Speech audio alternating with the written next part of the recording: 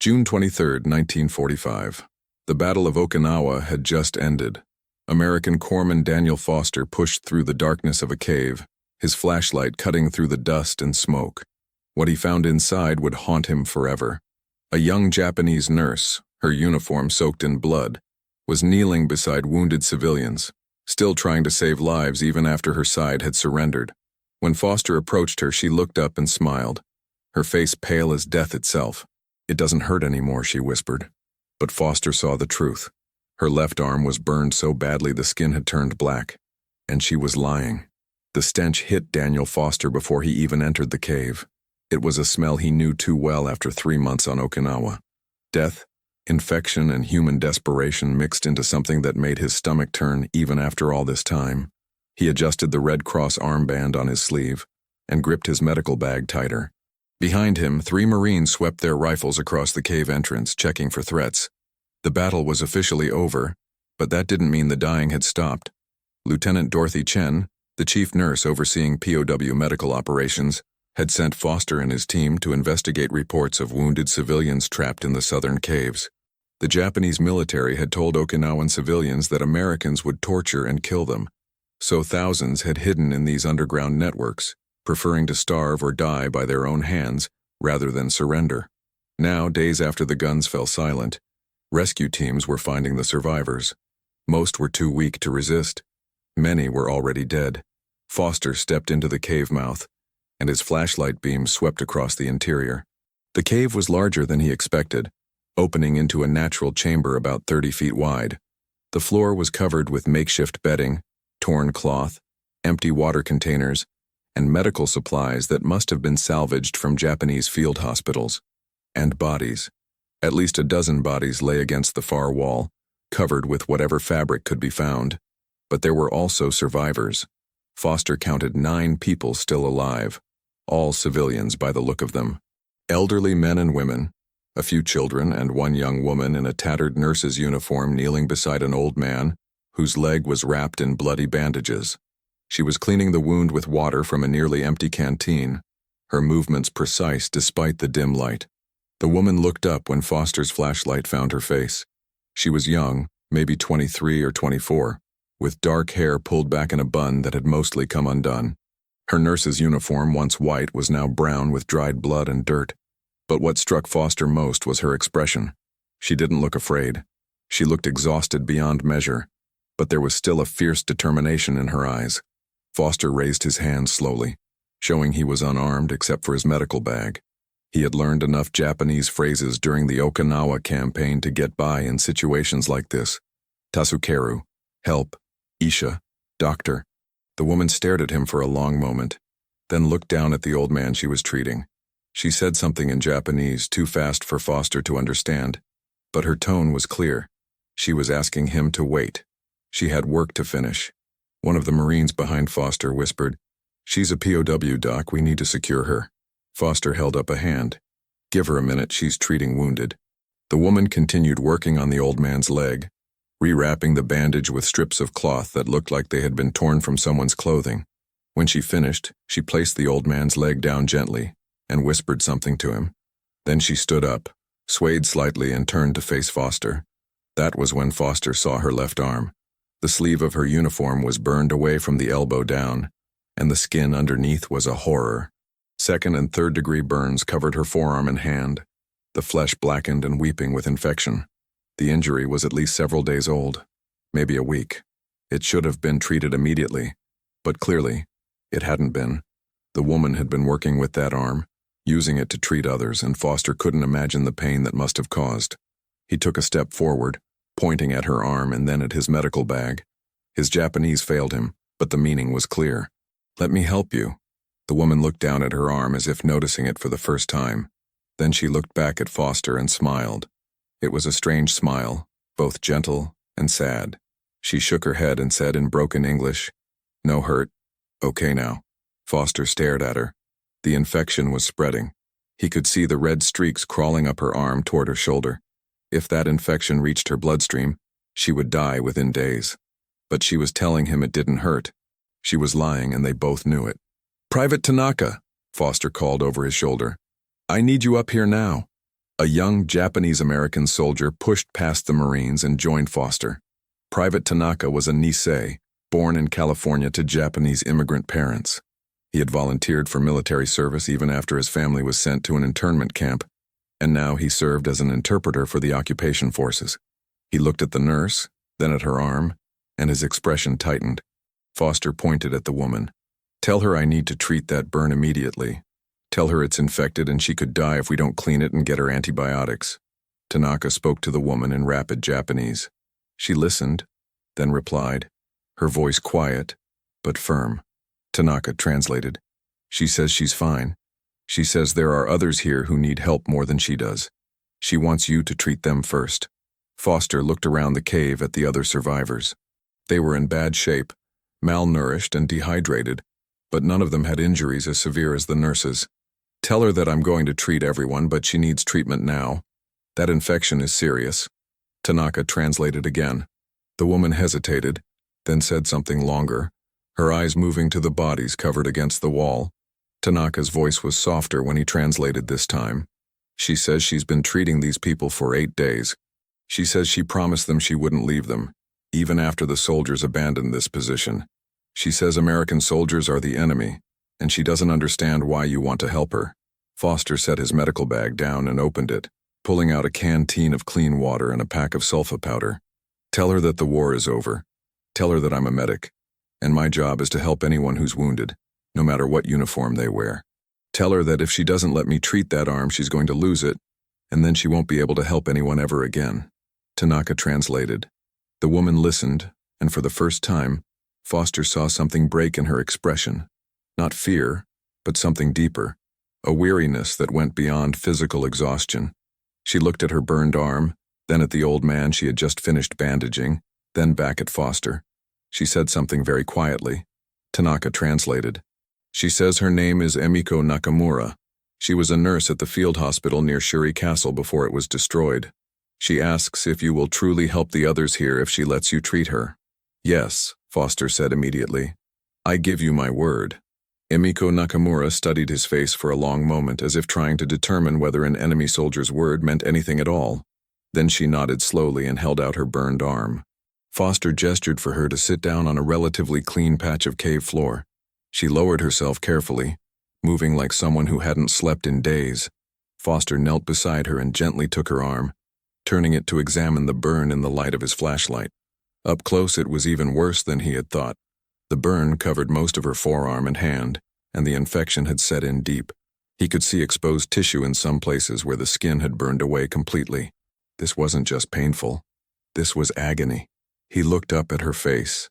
She was watching him with that same calm expression, but he could see the tension in her jaw, the way her other hand was clenched into a fist. She was in incredible pain, and she was hiding it with everything she had. "This is going to hurt," Foster said, looking at Tanaka. "Tell her I'm sorry, but I need to clean the wound before I can treat it." Tanaka translated. Emiko nodded once, her expression unchanging. Foster poured clean water over the burn, washing away the dirt and dried blood. Emiko's entire body went rigid, but she didn't make a sound. Foster worked as quickly as he could, cleaning the wound and applying sulfa powder to fight the infection. When he wrapped the burn in clean gauze, Emiko finally let out a breath she had been holding.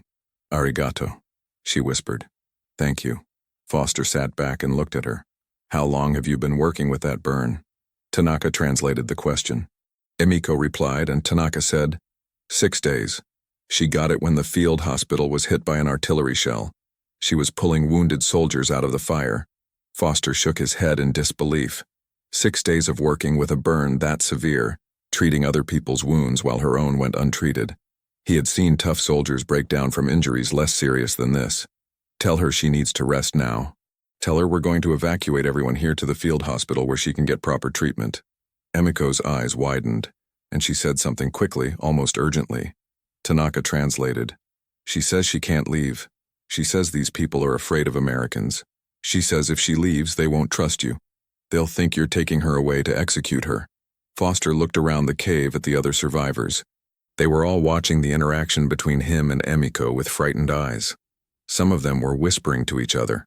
The old man that Emiko had been treating was trying to sit up, despite his injured leg. Foster understood the problem immediately. These civilians had been told that Americans were monsters, and now their only protector, the nurse who had stayed with them through everything, was being treated by the enemy. They thought he was taking her away. They thought this was the beginning of whatever horrors they had been warned about.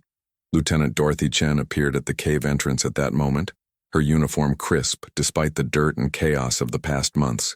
She took in the scene quickly, her sharp eyes moving from Foster to Emiko to the frightened civilians. "Status report, Corpsman." Foster stood and gave her a quick summary. Chen listened, then looked at Emiko with an expression that might have been respect. "Tell Nurse Nakamura that she can stay with her patients during the evacuation. Tell her that we'll set up a section of the field hospital specifically for these civilians, and she can continue to care for them there while receiving treatment herself. Tell her we need her help to keep them calm." Tanaka translated, and Emiko's expression shifted. She looked surprised, as if she hadn't expected this offer. She asked a question, and Tanaka said, "She wants to know why you would allow this. She says she's a prisoner." Chen's expression softened slightly. "Tell her that I'm also a nurse. Tell her I understand what it means to refuse to abandon your patients. Tell her that nurses take care of people, and that doesn't change just because a war happens." When Tanaka translated this, Emiko's composure finally cracked.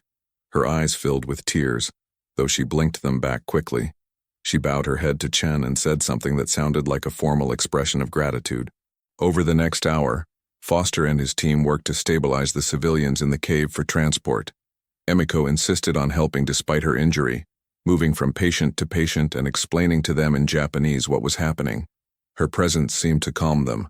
The old man with the injured leg even smiled when she told him something, and he nodded to Foster as if giving permission for the American medic to treat him. Foster noticed that Emiko never mentioned her own pain. She moved carefully, protecting her burned arm, but she never complained or asked to rest. At one point, when she was helping Foster splint a child's broken wrist, he saw her sway slightly, as if she might faint. He caught her elbow with his hand. "You need to stop," he said, looking at Tanaka. "Tell her she's going to collapse if she doesn't rest."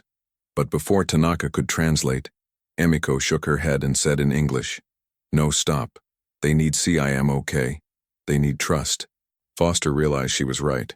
These people trusted Emiko, and if they saw her trusting the Americans, they would too. She was using herself as a bridge between two worlds that had been trying to destroy each other for years. When the evacuation finally began, the Marines carefully carried the civilians out of the cave on stretchers. Emiko walked beside them, her good hand resting on the old man's shoulder, speaking to him in a soothing voice. Foster walked on her other side, ready to catch her if she fell. Outside the cave, the Okinawan landscape was devastated. Trees had been reduced to charred stumps. Craters from artillery shells dotted the hillside. In the distance, Foster could see the ruins of what had once been villages. The Battle of Okinawa had been one of the bloodiest campaigns of the Pacific War, and the evidence was everywhere. A convoy of medical trucks was waiting to transport the wounded to the field hospital. As they loaded the civilians into the trucks, Foster noticed that Emiko was watching everything with wide eyes, as if she couldn't quite believe what was happening. She had probably expected to die in that cave. Maybe she had even accepted it. And now she was being rescued by the same people she had been taught to see as demons.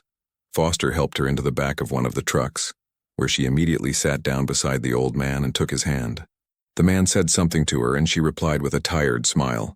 Foster climbed in after her and sat across from them. As the truck began to move, bouncing over the rough terrain, Foster studied Emiko's face. She was staring down at her bandaged arm, and for the first time since he had met her, she looked vulnerable. The adrenaline that had been keeping her going was wearing off, and the reality of her situation was setting in. "It does hurt, doesn't it?" Foster said quietly. Emiko looked up at him. For a moment he thought she wouldn't answer. Then she nodded, just barely. "Yes," she whispered. "Hurt very much." Foster reached into his medical bag and pulled out a morphine syrette. "This will help with the pain." Emiko stared at the syrette, then shook her head. "No. Need think clear. Need help patients." "You've done enough," Foster said. "Let us help now." But Emiko's jaw set in that stubborn line again. "No. Promise I stay with them. Promise I protect." Foster looked at Lieutenant Chen, who had climbed into the truck with them. Chen met his eyes and gave a slight nod. Then she spoke directly to Emiko, with Tanaka translating. Nurse Nakamura, you've kept your promise. You stayed with your patients when others abandoned them. You treated their wounds while ignoring your own. You've shown more courage than most soldiers I've known. But now you need to let yourself be cared for. You can't protect anyone if you die from infection or collapse from pain. Accept the medicine. We'll watch over your patients while you rest. I give you my word as a fellow nurse. Emiko listened to the translation, and Foster saw her struggle with the decision. Everything in her training, in her culture, in her sense of duty was telling her to refuse, to stay strong, to never show weakness. But she was also human, and she was in agony, and she was so tired she could barely sit upright.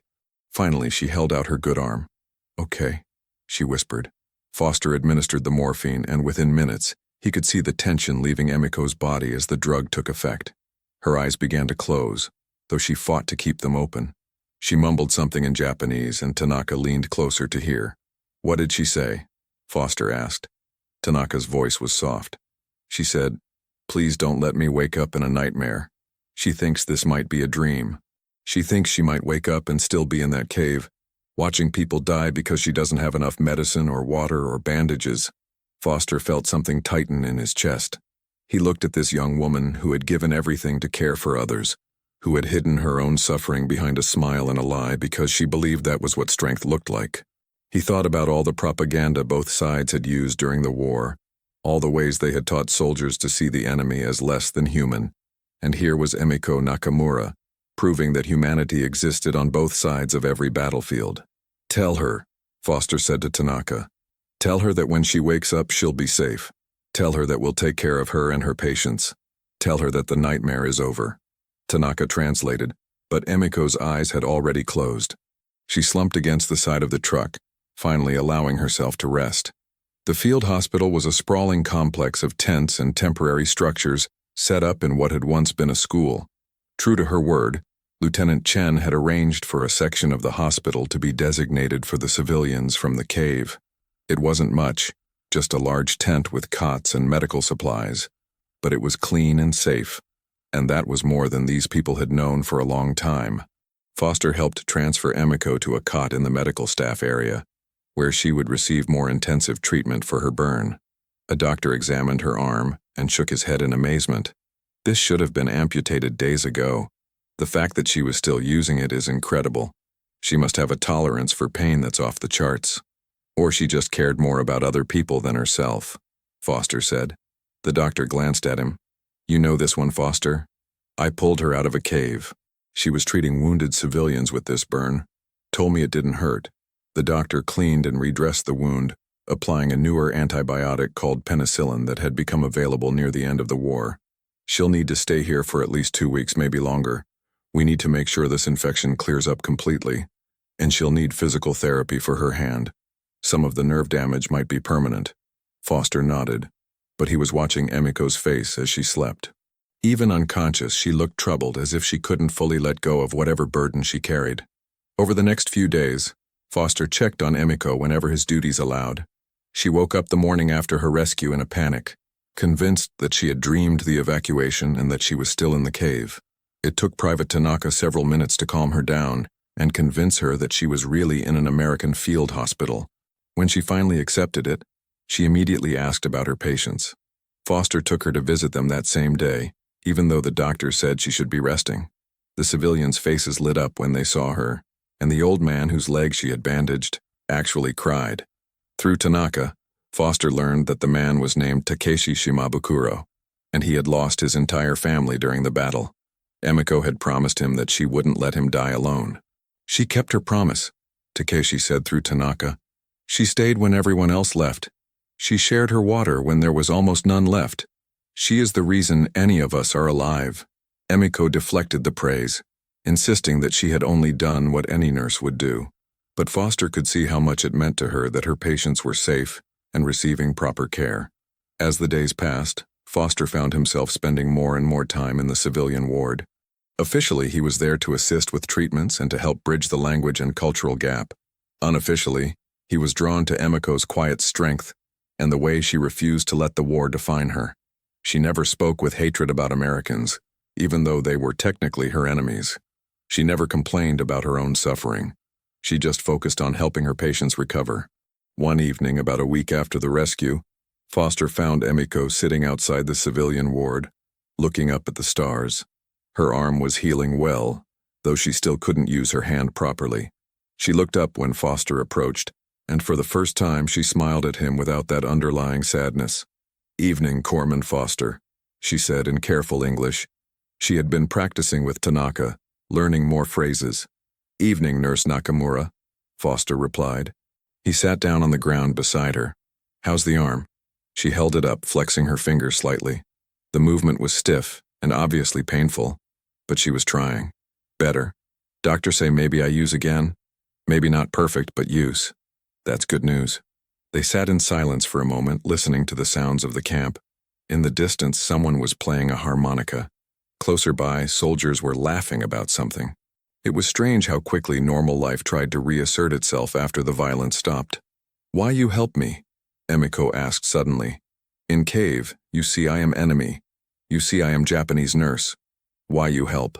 Foster thought about how to answer that. "Because you needed help," he said finally. "And because I'm a medic. That's what I do." Emiko shook her head. "No, I see other soldiers. They not help. They see Japanese. They see enemy. You different. Why?" Foster looked down at his hands. They were calloused and scarred from months of treating wounded men under fire. "My brother was killed at Guadalcanal," he said quietly. "He was a Marine. For a long time after that, I hated all Japanese people. I thought every one of you was responsible for his death." Emiko said nothing, just waited for him to continue. "But then I became a medic, and I had to treat wounded Japanese soldiers sometimes, prisoners who were injured during capture, and I realized that they weren't monsters. They were just young men who had been sent to fight, same as my brother. They had families back home. They were scared. They didn't want to die." Foster looked up at the stars. "I guess I started to understand that the enemy isn't really people. The enemy is war itself. War is what killed my brother.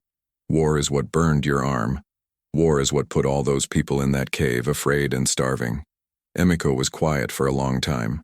Then she said, "My brother also died in war. At Iwo Jima. He was soldier. I not know if he died quick or slow. I not know if anyone help him at end."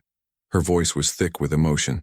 "When you help me in cave, I think maybe someone helped my brother too. Maybe somewhere. American medics see Japanese soldier hurt and help, even though enemy. Maybe my brother not die alone." Foster felt his throat tighten. "Maybe," he said softly. "I'd like to think so." They sat together in silence. Two people from opposite sides of a brutal war, finding a moment of shared humanity in the aftermath. Around them, the world was beginning the long process of healing. But for Foster and Emiko, that healing had already begun the moment he had reached out his hand in a dark cave, and she had chosen to trust him. The next 2 weeks passed quickly. Emiko's arm continued to heal, and she regained some use of her hand, though the doctor confirmed that she would never have full mobility again. The civilians under her care were transferred to a displaced persons camp, where they would stay until the occupation government could figure out how to resettle Okinawa's surviving population. Takeshi Shimabukuro cried again when Emiko came to say goodbye, and he pressed a small carved figure into her good hand. It was a turtle, the Okinawan symbol of long life and good fortune. "He says you saved his life," Tanaka translated. "He says he will pray for you every day and he hopes you will find peace." Emiko bowed deeply to the old man, tears streaming down her face. It was the first time Foster had seen her truly cry. As a prisoner of war, Emiko's future was uncertain. The occupation government was still determining what to do with captured Japanese military personnel. Some would be tried for war crimes. Others would be sent to internment camps until they could be repatriated to Japan. Emiko, as a nurse who had committed no crimes, would likely be sent back to her family eventually, but the process could take months or even years. Lieutenant Chen pulled strings to have Emiko assigned to work in the field hospital rather than being sent to an internment camp. "We need experienced nurses," Chen told Foster, "and Nurse Nakamura has proven herself capable. Besides, keeping her here is more humane than locking her up in a camp." So Emiko stayed, working alongside American nurses and medics to care for wounded soldiers and civilians. It was strange at first. Some of the American soldiers didn't trust her. Some of the wounded Japanese POWs were hostile toward her for cooperating with the enemy. But Emiko did her work with the same quiet determination she had shown in the cave, and gradually, people's attitudes began to change. Foster continued to work with her often. They developed an easy partnership, communicating through a mixture of English, Japanese, and hand gestures when words failed. Foster taught Emiko American medical techniques. Emiko taught Foster about Japanese cultural practices related to care and healing. They learned each other's languages, slowly and imperfectly, but with genuine effort. One day, about 2 months after the rescue, Foster found Emiko sitting alone in the supply tent, staring at her scarred hand. She looked up when he entered, and he could see that she had been crying. "What's wrong?" he asked, sitting down beside her. Emiko held up her hand, opening and closing her fingers in that stiff, limited way. "I think before, I am good nurse. I think I help many people. But now, hand not work right. I cannot do many things. I cannot tie bandage good. I cannot hold instrument steady. I think maybe I not good nurse anymore." Foster shook his head firmly. "That's not true. You're still a great nurse. You can't do everything you used to do, but you can still do the most important thing. You can still care about people. That's what makes a good nurse, Emiko. Not perfect hands. A good heart." Emiko looked at him with those dark eyes that had seen too much suffering. "You think so? I know so. I've watched you with patients.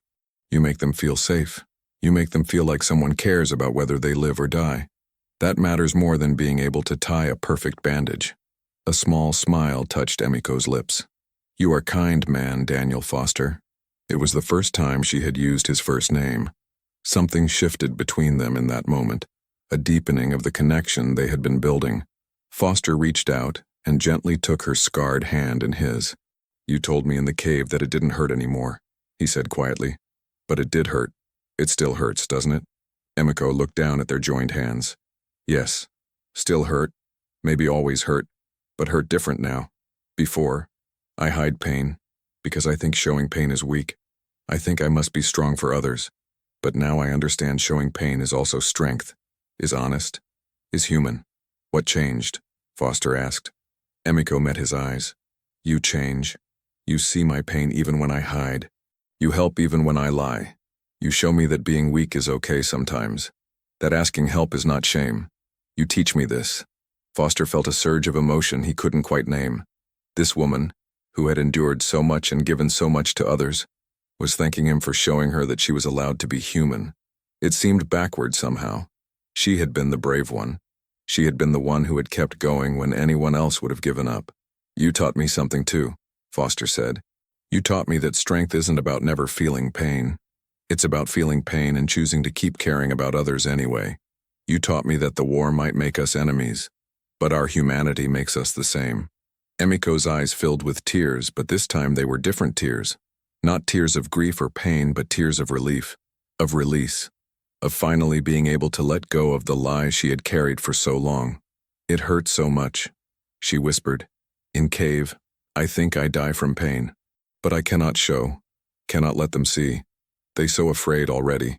If I show I am hurt, they lose hope. So I smile, and I lie, and I say it not hurt anymore. But every time I move arm, I want scream.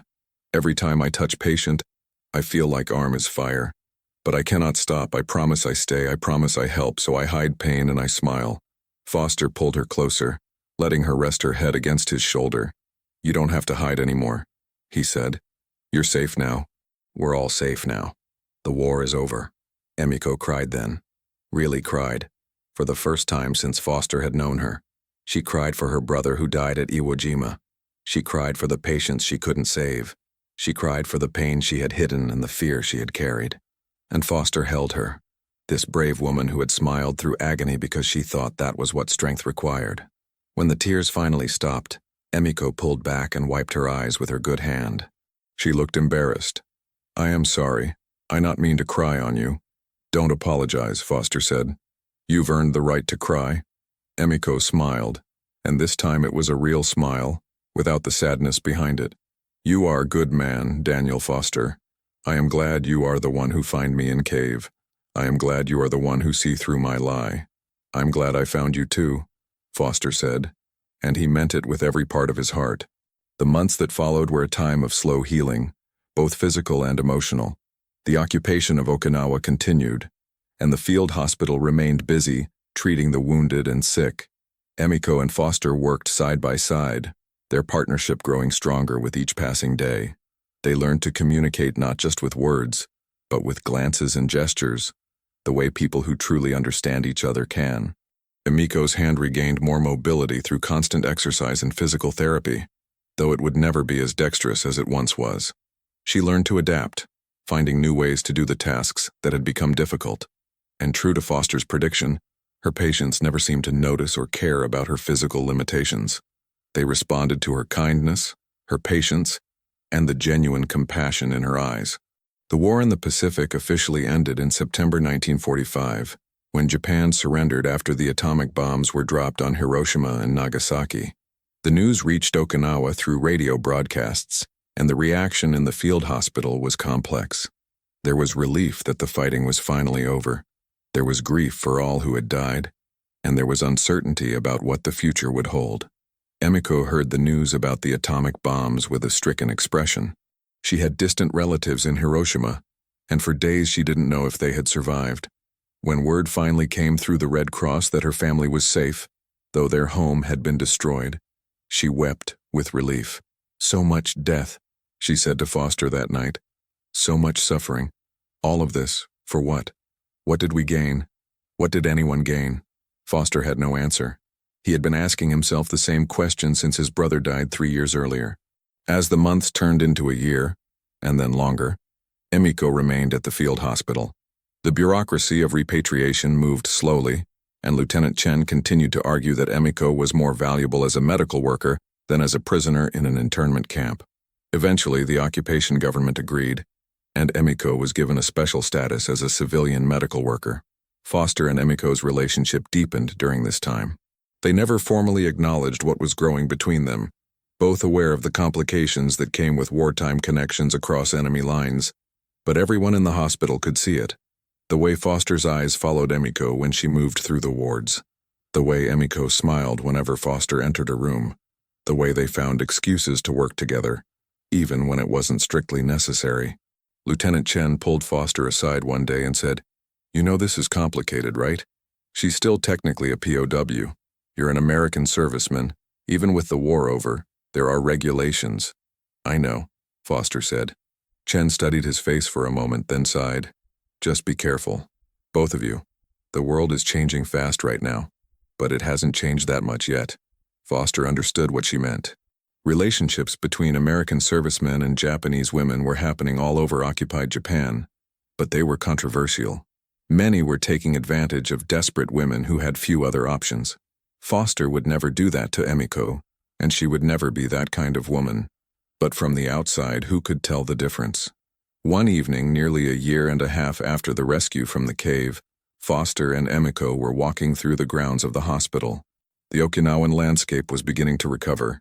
Trees were growing back. Flowers were blooming. Life was reasserting itself. "I received letter today," Emiko said quietly, "from repatriation office. They say I can go back to Japan next month, to my family." Foster stopped walking.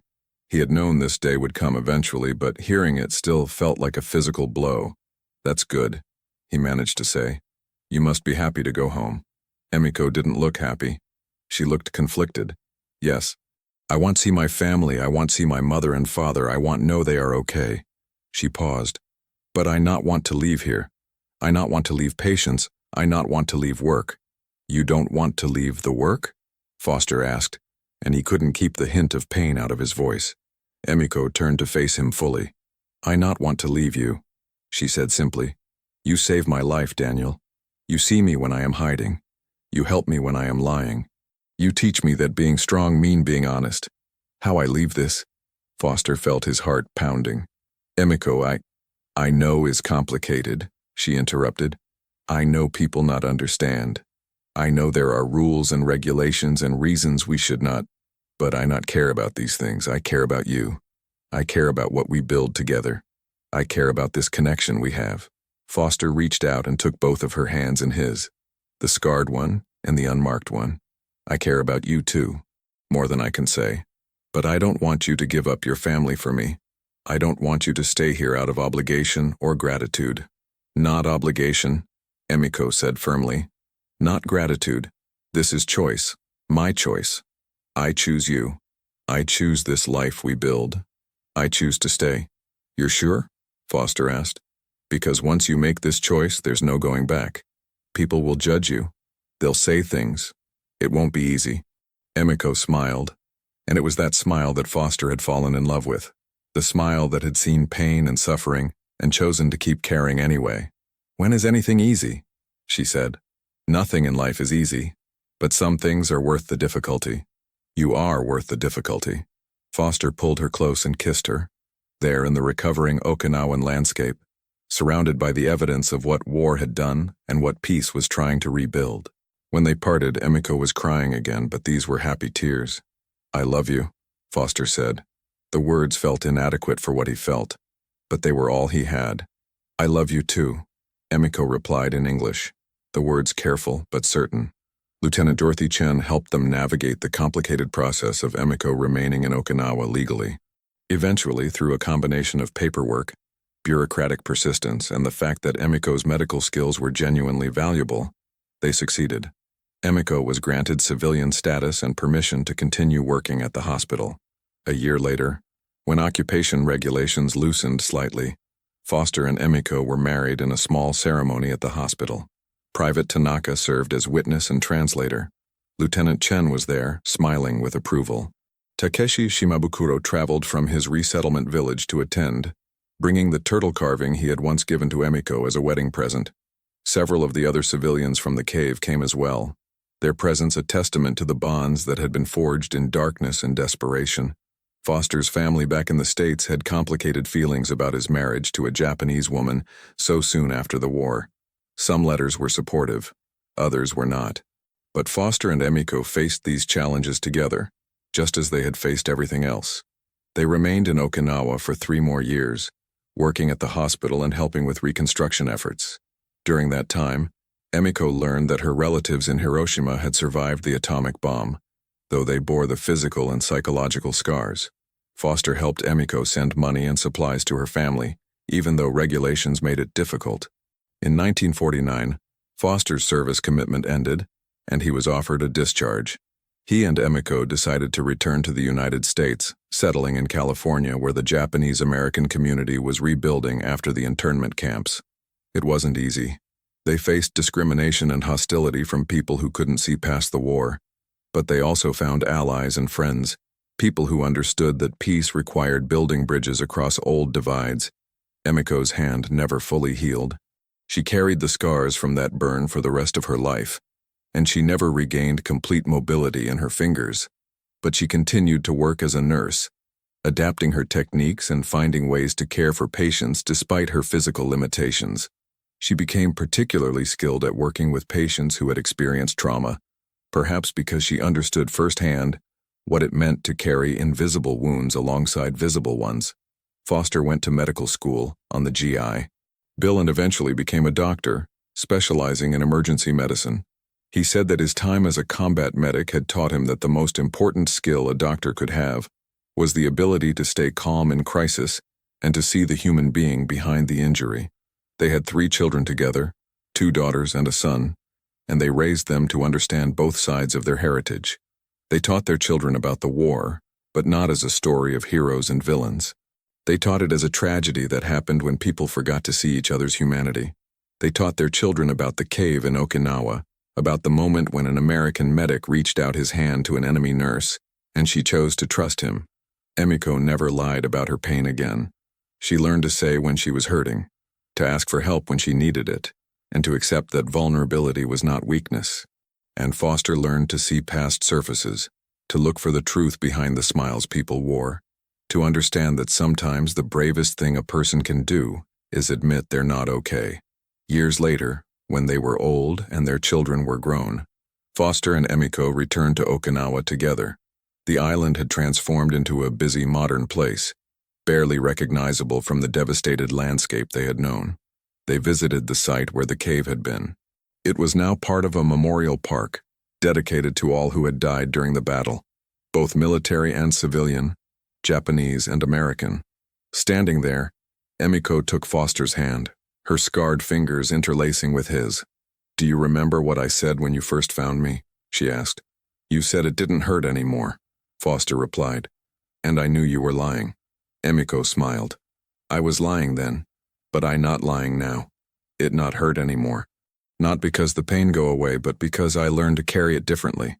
Because you teach me that I not have to carry it alone." Foster squeezed her hand gently. "We carry it together." "Yes," Emiko said, looking out over the peaceful Okinawan landscape. "Together." The story of Nurse Emiko Nakamura and Corpsman Daniel Foster is just one of countless stories from the aftermath of the Battle of Okinawa. Many of those stories ended in tragedy, but some, like theirs, ended with the understanding that even in the darkest circumstances, humans are capable of choosing compassion over hatred, trust over fear, and love over war. The burn scar on Emiko's arm faded over the years, but it never disappeared completely. She wore it as a reminder of what she had survived and what she had learned.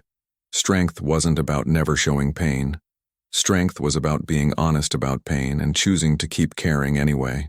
That was the lesson she learned in a dark cave in Okinawa, when an enemy medic saw through her lie and offered help anyway.